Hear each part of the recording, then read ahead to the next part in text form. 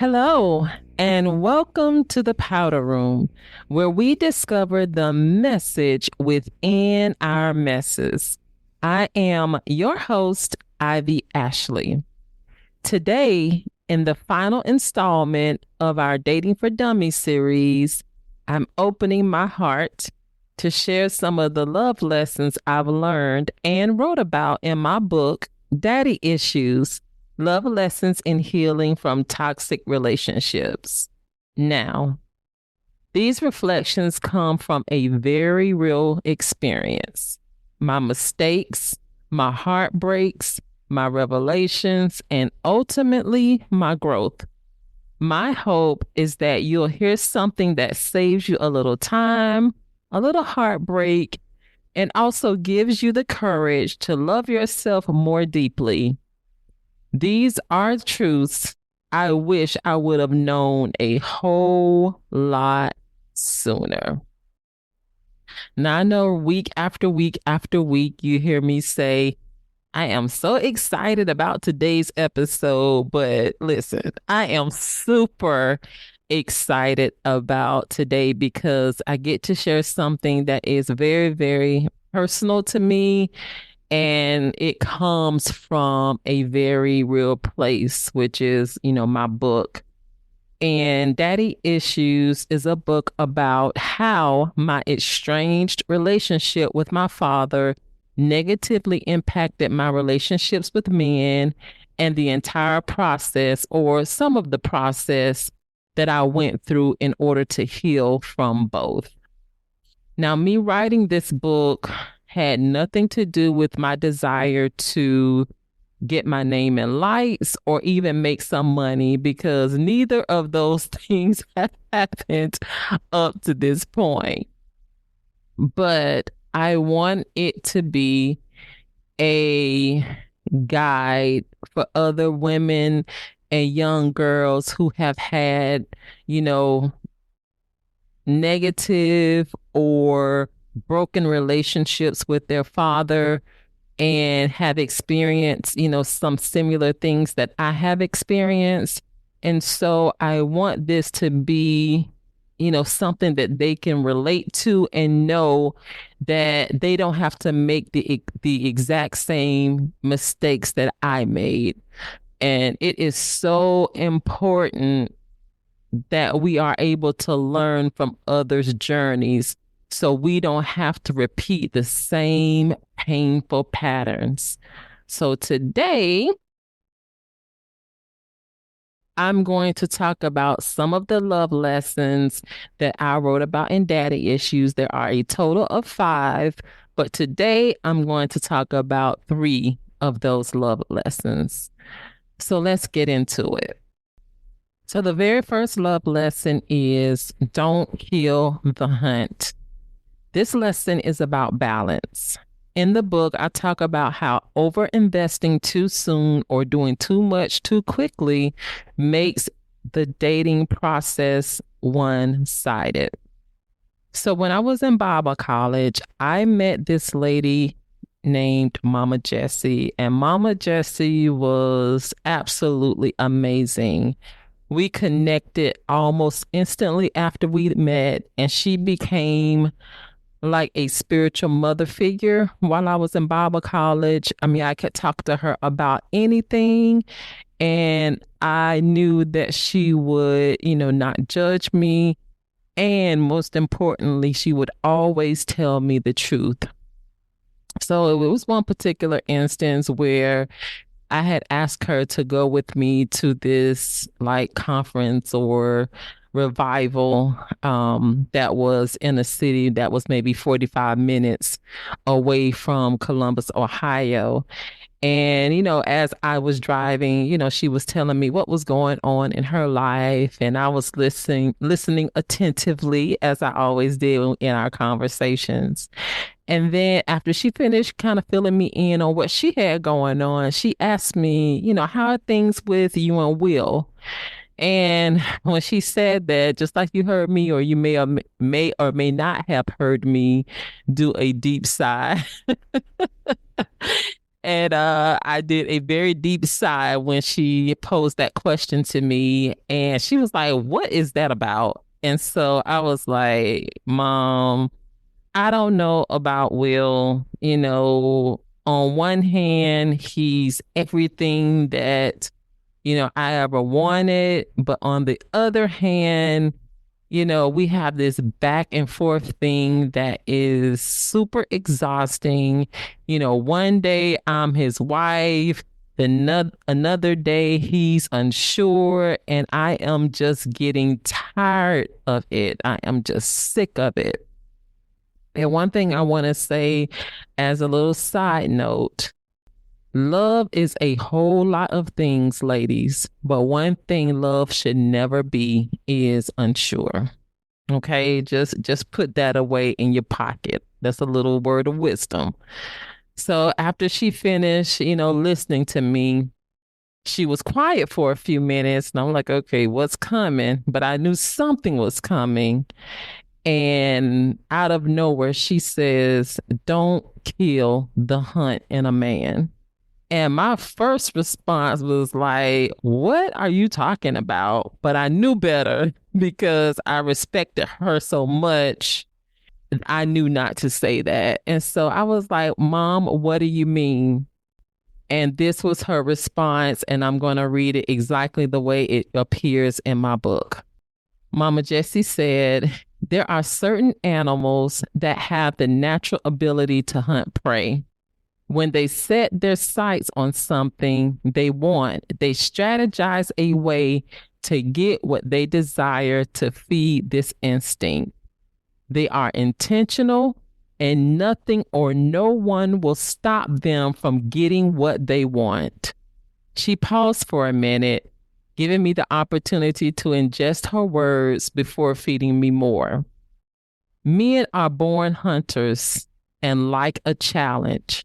However, there's no need for them to hunt what is easily accessible.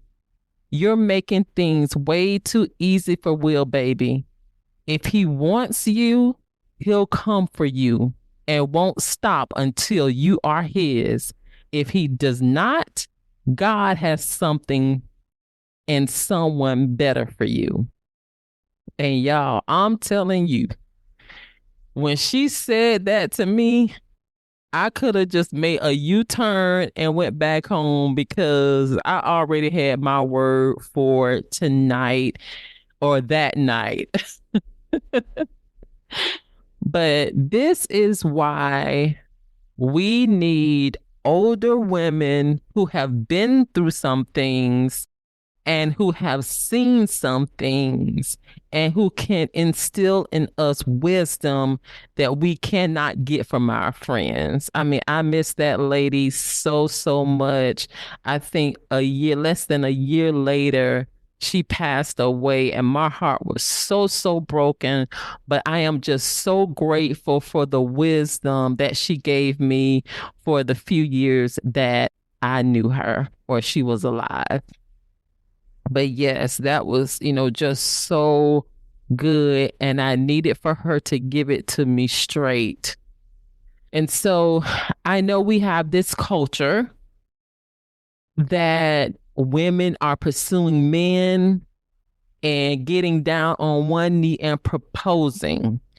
And that is ridiculous. And that is confusion. And that is foolishness. That is absolute foolishness. Y'all stop that. You are not made to get down on one knee and propose to a man. All right, let me get back on track, y'all. I'm sorry. I'm sorry. So, another thing that I've noticed, and you have probably noticed too, is that, when people talk about men leading in relationships or women submitting in relationships, those are two words that's always going to spark a fire. But what I've come to realize is that many women have an issue with men leading because they've never encountered a man worth following. Now, let me say that one more time because that was a nugget. Okay. Many women have an issue with men leading because they've never encountered one worth following. And a carve out to that is they may have never encountered one because they wouldn't be able to identify him viewing from a damaged lens. And that was me. I didn't grow up in a house where I had a strong, male figure, a strong male influence. My dad was in my life probably the first 7 or 8 years, but he still was not, in our home. So, for the longest time, I could not identify what a leader looked like or what even submission looked like because I didn't grow up in a space where there was a good example in order for me to model. So you may be wondering, okay, how do I kill the hunt? We kill the hunt in men by over investing too soon and doing too much too quickly, and it turns dating into a chase versus a pursuit. It turns dating into a chase. And in most cases, the women are the ones doing the chasing and the men are doing the running. And in that case, it also becomes a game. So a chase is a game, a pursuit is intentional. So, ladies, when you chase after a man, you become the leader. When we chase after a man, we're the ones running, and that's out of order. I don't care what social media or pop culture says, that is out of order. You were not made to chase a man. That is why, you have to do everything in the relationship. You have to call him first. You have to initiate going out. You have to make plans. You have to do this. You have to do that. And if you're going to do everything, when does he get the opportunity to show you that he is the man that you need?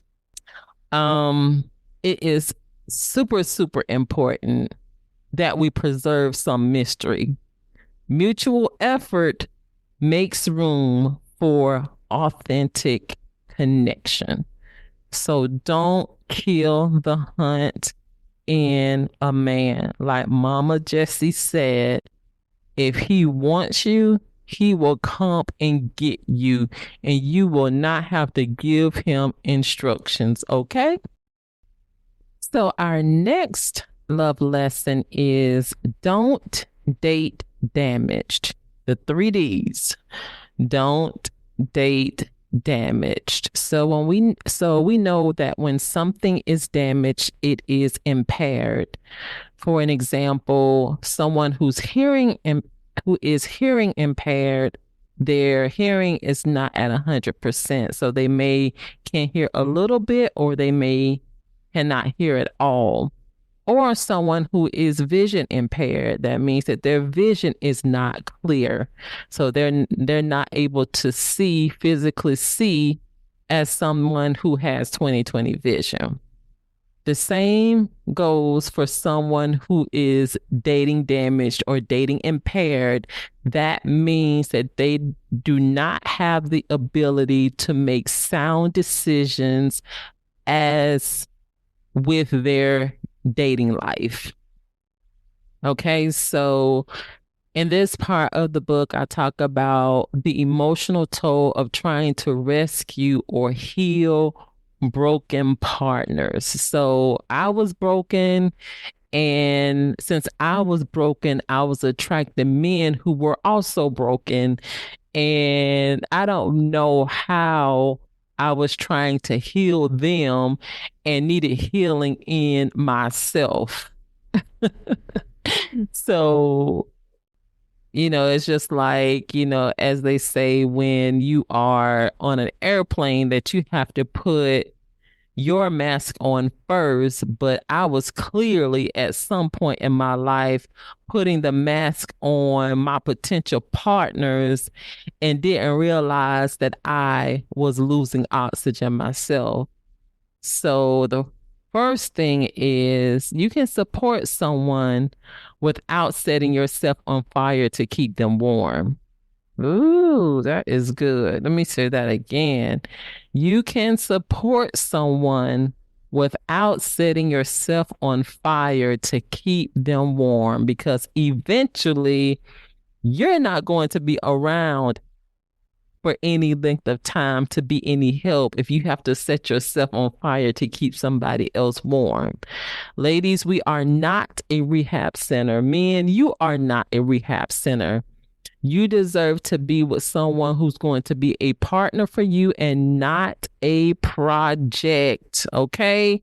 Because I done had enough situations in my life where I deemed myself as the project manager of the relationship, and I was not getting any returns on my investment when they were healed and got to where they needed to be. Then they went on with somebody else and they enjoyed the fruit of my hard labor. So, no, you do not have to take on others' hurt and pain at the expense of your own.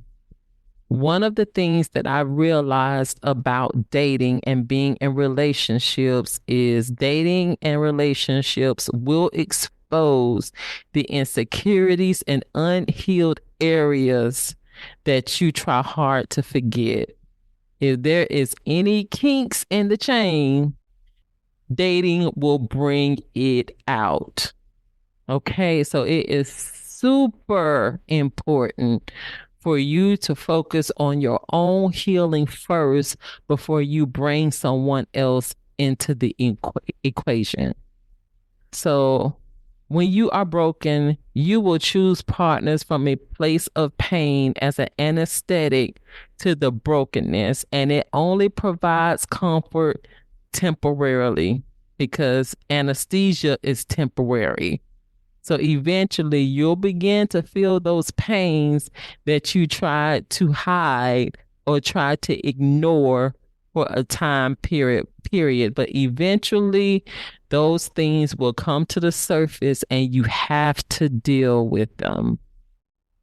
Also, and I think this is especially for people who jump from one relationship to another. I mean, you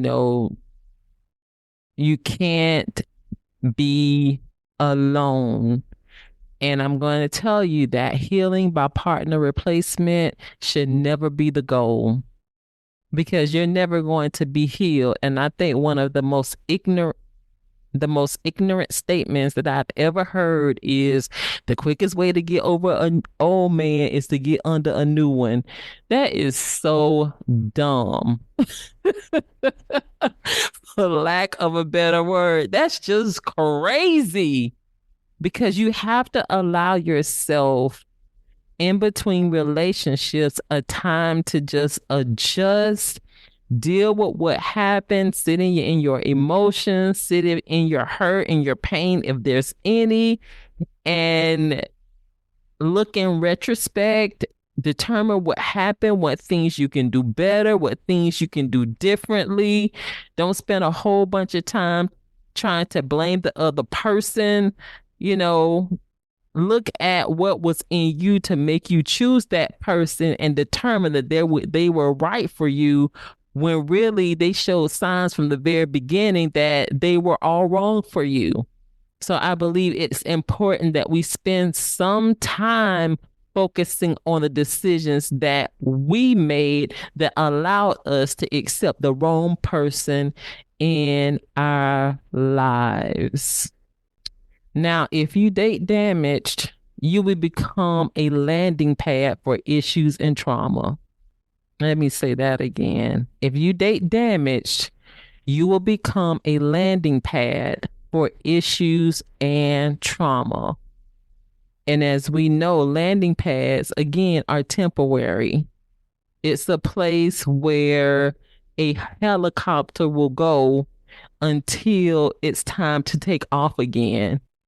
So, for those of you who find yourself in very short term relationships, people come into your life so you don't have an issue with attracting people. The issue is them staying around for any length of time. Trust me, there is something in you that needs to heal. When you date damaged, it means that you're looking for external sources to heal you. But listen, it is not your partner's responsibility to heal you. It is definitely not your partner's responsibility to heal you. And that doesn't mean that, at some point you'll be perfect. It does not mean that. We're always going to have some stuff. We're human. So there will always be something. However, when we allow ourselves to heal, to really heal and sit in our healing and learn from our mistakes, we won't keep making those same mistakes over and over again. We'll be able to not date impaired anymore because we've come to recognize, those patterns and those things, those characteristics to look for in others that don't work well for what goals we have in our lives as it relates to dating and relationships. The last love lesson is never confuse sex with intimacy. So, I had sex the first time out of spite. I know it sounds crazy, but it is absolutely correct and true. I had sex for the first time because I was mad at God. I was at a point where I felt like I had given, the majority of my life to ministry, to, doing what I believed that God had called me to do. And still, I felt empty. Still, I had a desire to be married. I had a desire for children. All my friends, were married and or had children, and I was pretty much the only one that hadn't. And I felt like I was missing out on life. So to feel that emptiness at 33 years old, I gave my virginity to someone that I didn't even love. And I won't even say that I regret it. I wish I would have made a different choice, most definitely. But I know now that it happened that way for a reason. Yes, you heard me right. The first time I ever had sex was at 33 years old because it was my intention to wait for marriage in order to have sex. That was my initial intention. But out of spite, I was mad at God. I felt like, all the other areas in my life that didn't have anything to do with kids and marriage, he would listen to, but for some reason he had closed his ears about me getting married and having children. So I decided I'm going to do what Ivy wanted to do. And I will tell you that my first time was complete trash. It was not a good experience at all for a few reasons. The first reason is because I settled for sex when what I craved was intimacy. And how many times do we do that, ladies? We settle for the sex when really all we want is the closeness. All we want is to be held. All we want is to be touched. but we don't want that to lead to sex, but we feel like we have to do that in order to get what it is that we need. So, as a result of me opening that door at 33, I spent the next few years looking for men to complete me, when in actuality, it was only Jesus who could do that. So, I was using the physical act of sex to feel intimate. And after it was done, you know, I never felt so far away from the person than, I don't know, it was just so counterproductive. And so in the moment, the physical connection fooled me into thinking that there was more than what it actually was. And sex can do that. That is why I understand now that you should not have sex with someone that you are not married to, because it will make you think, something is what it really is not. Because whether we want to admit it, when you have sex with somebody, that there is an exchange that even a condom can't block. There is a connection of spirit. There's a connection of body.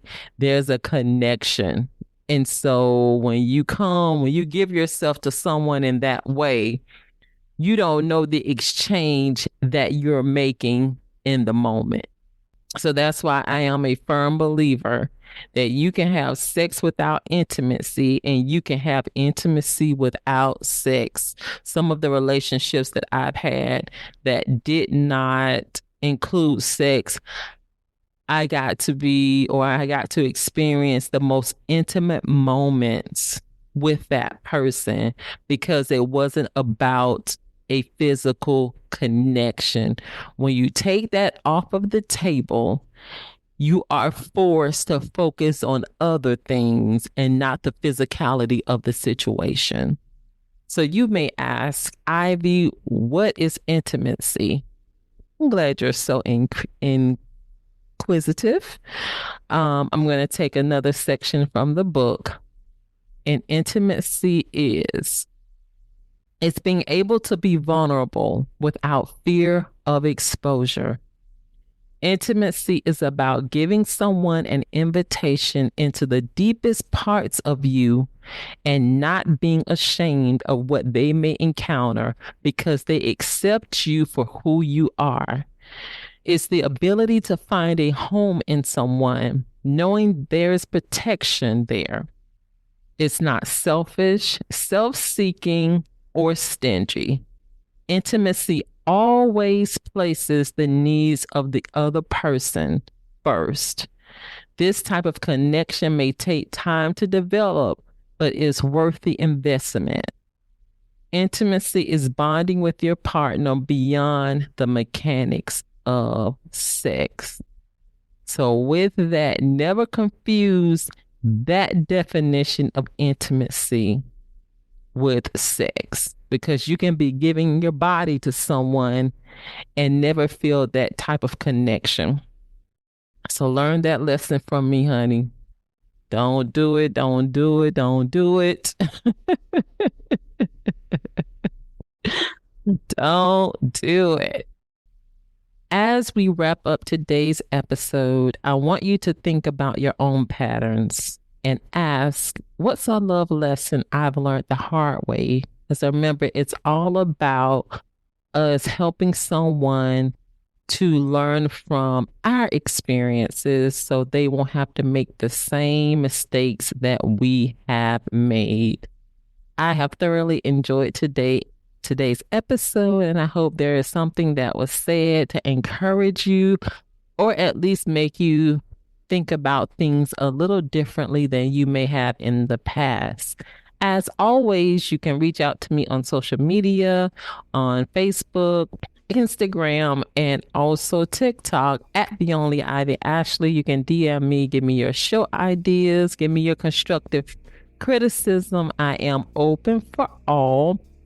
Also, next week, we are doing a tribute to the phenomenal women in our lives that we call mothers. So please make sure you tune in for that. Also, tell somebody about the Powder Room podcast. You are enjoying it. Don't take and keep all this goodness for yourself. Tell your friends, tell your family, tell your coworkers, tell everybody.